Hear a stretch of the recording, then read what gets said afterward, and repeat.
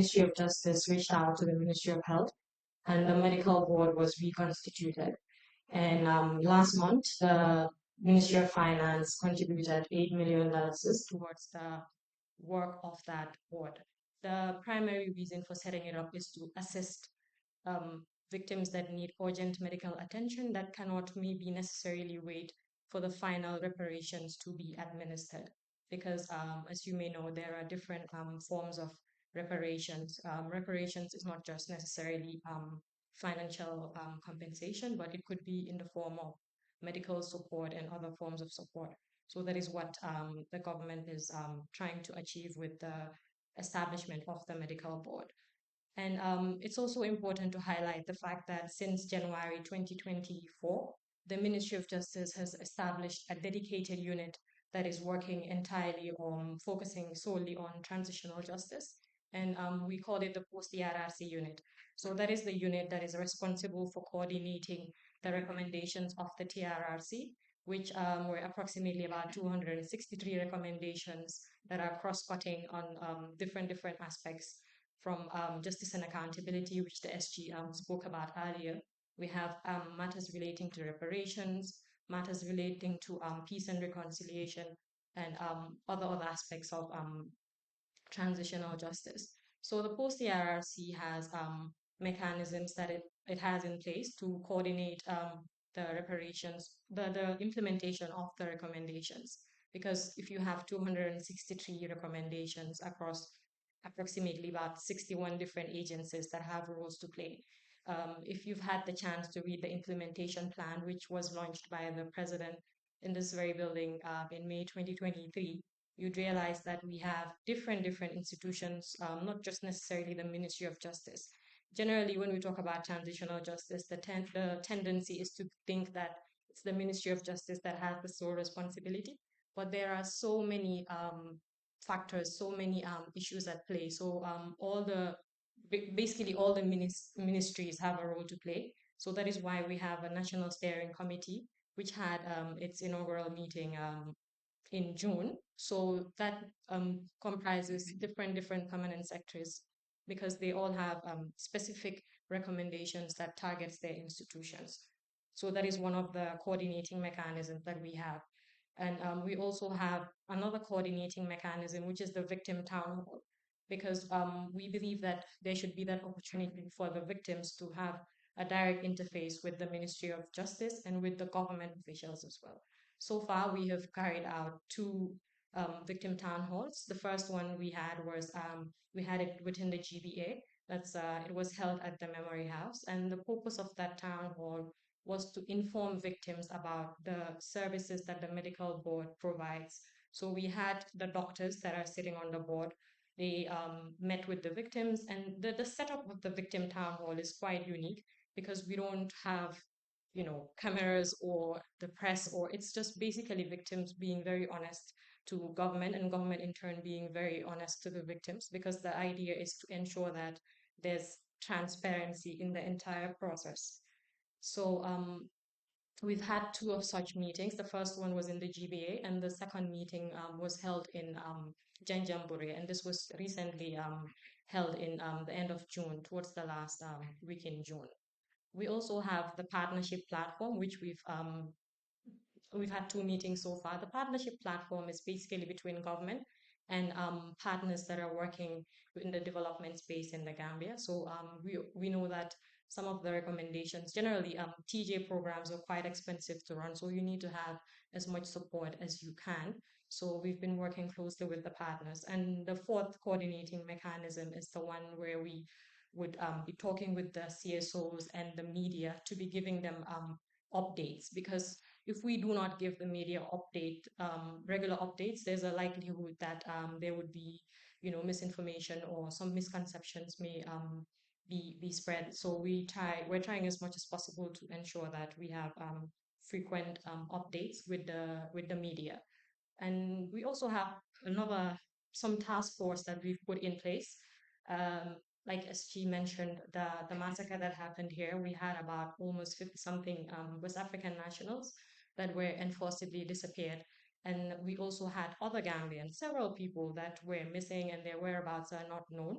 So, as part of the TRRC recommendations, there was a recommendation for a task force to be put in place that will look into the whereabouts of some of the victims of enforced disappearance, who, for example, their graves are not known, or who their burial sites or who, their whereabouts are still uncertain. So that task force is in place, and they've met twice, and it's chaired by the Ministry of Justice, and we have other institutions like the police, the army, the SIS, all key stakeholders, including victim organizations, as a part of that task force. And the major role of the task force is to chart a way forward in terms of what can be done to ensure that burial sites are identified. And what once you identify the burial sites, what happens next? Because these are very critical issues where people need to know the whereabouts of their loved ones. But it's also very um, it's very technical, but you require a lot of funding because to exhume graveyards, it requires a lot. So they've been trying. They already have their terms of reference, and now they're trying as much as possible to forge partnerships with maybe relevant institutions outside of the Gambia that may have the capacity to assist. And another update I would give is just on archiving, which is basically another task force that we have established to look into what will be done with the materials that emanated from the TRRC.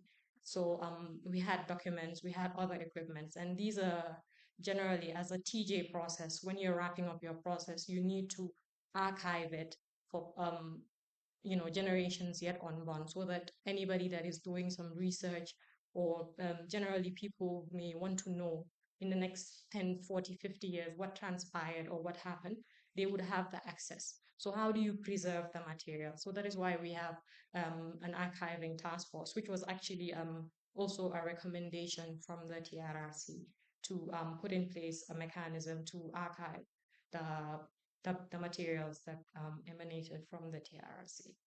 So, That's really good stuff. okay, I just Got the question. yeah, thank you. We'll leave it at that and the questions. Thank you very much. Doctor, thank you so much. I think at this stage we could be open to questions or any comments on the updates we have provided. Thank you. Oh, well, that's a question you can just yeah. Okay. Questions? Questions? Hold on.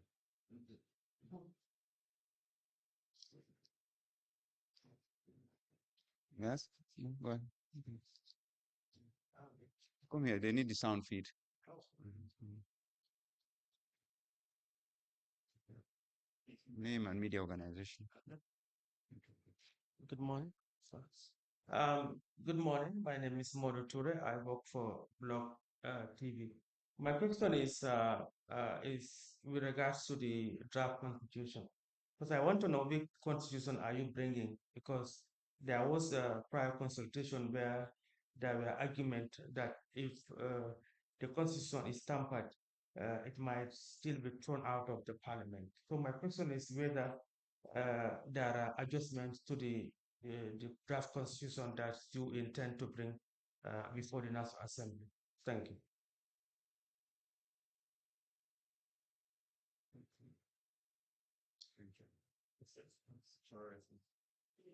Thank you very much.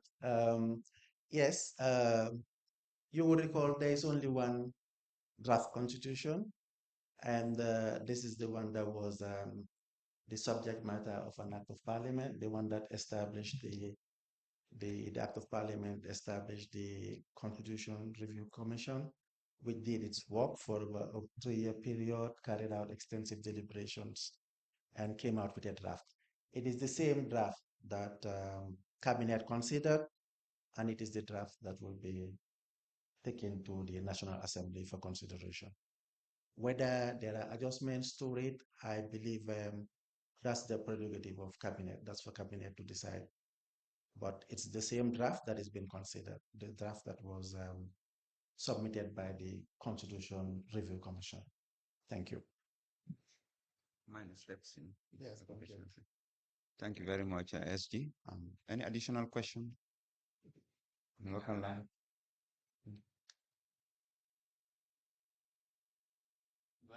Yeah, you can go. So they will need the sound feed.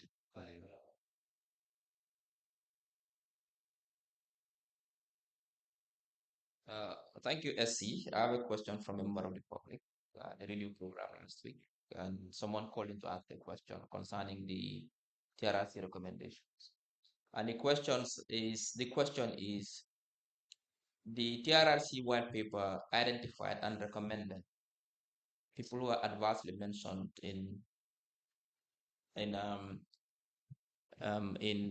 they were mentioned for violating or for committing gross violations of human rights under under the leadership of Yahya Jammeh, and that they must be prosecuted. What concrete steps have been taken by the government so far to prosecute these individuals, and when do we see prosecution to take place?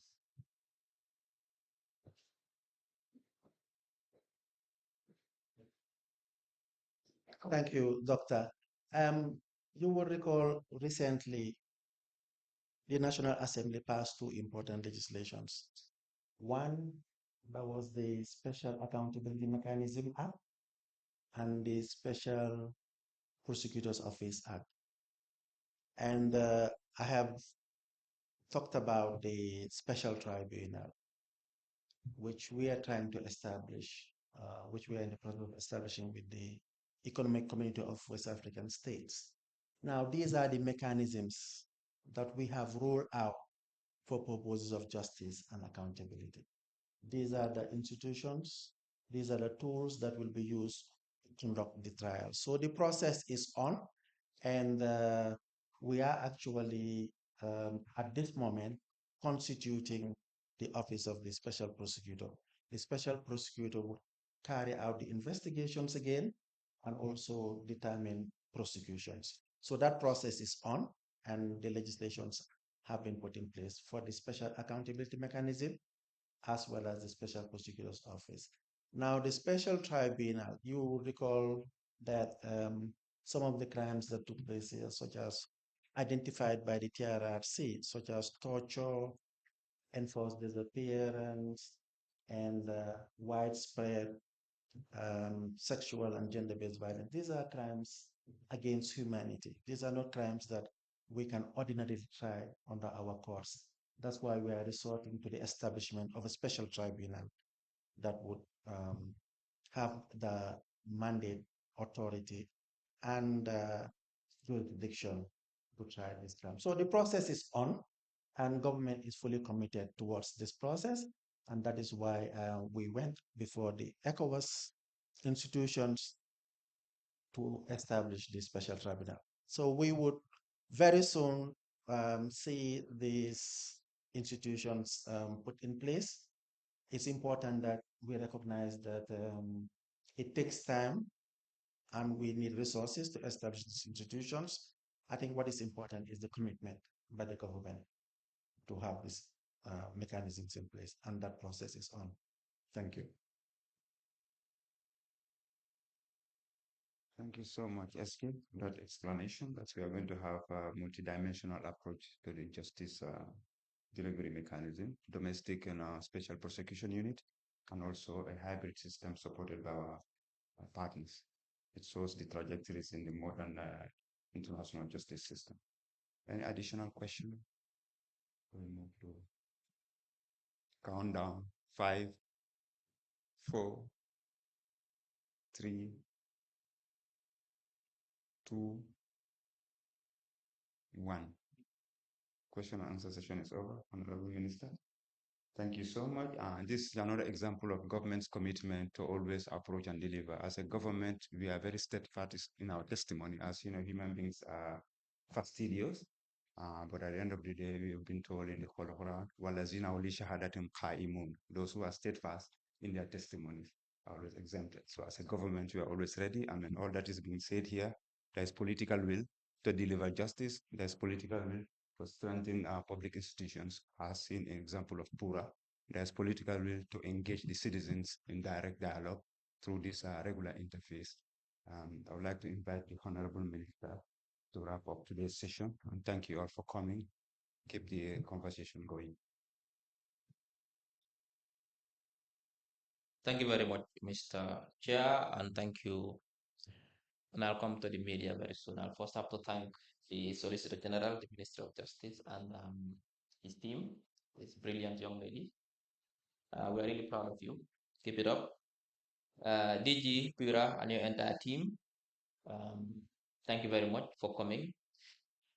Your presentations both were very comprehensive, very enlightening, and I think now our mandate as a ministry is what we call proactive disclosure of information. We are not waiting for people to ask for information now. We want to ensure now we have what we call information overflow. And I'm seeing that now because there was a period when the media was complaining, oh, government doesn't come out to talk to people. We call them, where are they now? It's unfortunate that only 2 journalists out of the entire country is here to ask questions from important institutions like PURA, with all they are doing, from an important ministry like the Minister of Justice, in this very important period in our democratic transition. The entire country, only 2 journalists ask questions. And the complaint was government doesn't talk to people. We ask questions, they don't answer. We say now, come, we have information for you, and they run away. It means there's an overflow of information. And we won't stop. Even if no journalist comes, we will come and talk to the Gambian people.